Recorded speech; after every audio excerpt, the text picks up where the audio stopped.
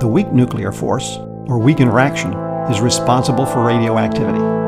For example, beta radiation, ejecting electrons and neutrinos. It's the force that turns a neutron into a proton. Unlike quantum electrodynamics and quantum chromodynamics, there is no separate matter field that creates a particle with a weak force charge, sometimes called weak isospin or weak hypercharge. Instead, all fermions already have this charge, including electrons, quarks, and neutrinos. Like accelerating electrons and quarks create vibrating ripples in their respective force fields, called photons and gluons respectively. Accelerating electrons, quarks, and neutrinos can create vibrating ripples in the weak hyperfield, called W+, W-, and Z particles.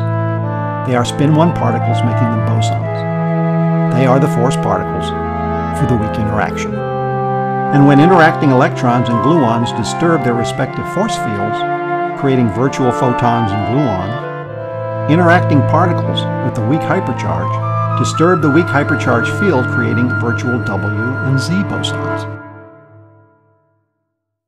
We call it the weak force because its coupling constant is 3.3 million times smaller than the strong force coupling constant. And unlike massless photons and gluons, these particles are massive, around 50 times more massive than an up quark and 160,000 times more massive than an electron. This makes the range of the weak force around 0.1% of the diameter of a proton. The weak interaction can change one flavor of quark into another. The idea that a field can cause a particle to decay was a new one. We'll use beta decay from our radium to polonium energy experiment to help illustrate how this works. The process consists of 2 phases. The first phase is similar to the way an electron emits a photon when it drops to a lower energy state in an atom.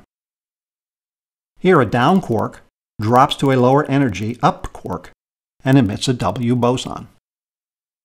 However, the mass of the weak field quantum is so large that there is not enough energy in a down quark quantum leap to an up quark to create a fully independent W boson. Instead, what is created is a virtual W boson. However, in the second phase, because there is enough energy in the virtual boson to create an electron and a neutrino, it decays into these particles. This is possible because both the electron and the neutrino carried the weak hypercharge. This is how our radium turned into polonium in our segment on the atom.